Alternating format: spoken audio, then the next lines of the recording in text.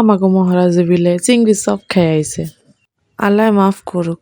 আসসালামু আলাইকুম এভরিওয়ান। আমার লগে আয়া এত গল্প দিল, কয় চিংড়ি চপ তুই জীবনে খাইছ, এত মজা। তো আমি মনে করলাম আল্লাহ কি না মজা, তাইলে আমার দুইটা আইন দে, খাইয়া দেখি কেমন মজা। ওখানে মহারাজা আনছে চিংড়ি চপ, দেখতে তো অনেক সুন্দর লাগতেছে। মনে করলাম খাইতে মনে হয় হেমন মজাই হইব।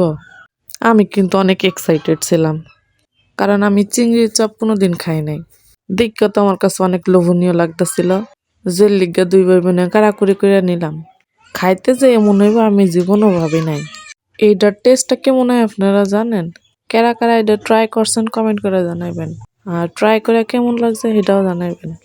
এইটা খাইতে একদম ডাইলের বড়ার মতন, সামথিং মুসুরির ডাল নাইলে মটরের ডাল, এগুলা বাইটটা যে বড়া তৈরি করা হয় সেম ওই রকম লাগতেছে। মনে হইতেছে আমি বাসার এই বড়া খাইতেছি। আমার কাছে মনে হয় বাসার যে বড়াটা সেটা এর থেকেও বেশি মজা হয়। এইটার দাম শুনলে তো আপনারা টাসকি খেয়ে যাবেন গা। আমি তো দাম শুন নাই মনে করছি যে এটা মনে হয় অনেক মজার জিনিসের লেগে এত দাম। তাই আপনারাই শুনেন এটার দাম কত। এটার দাম বিলে একটা একটা পিস 50 টাকা। পুরা 50 টাকা আমার লস। এনো 3টা চপ আছে 150 টাকা। এটা কোনো কথা ভাই?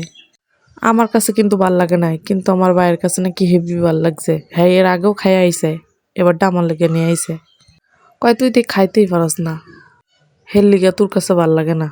হ ভাই, আমি খাইতে পারি না, তুই খা, নাদানের মতন করে খা।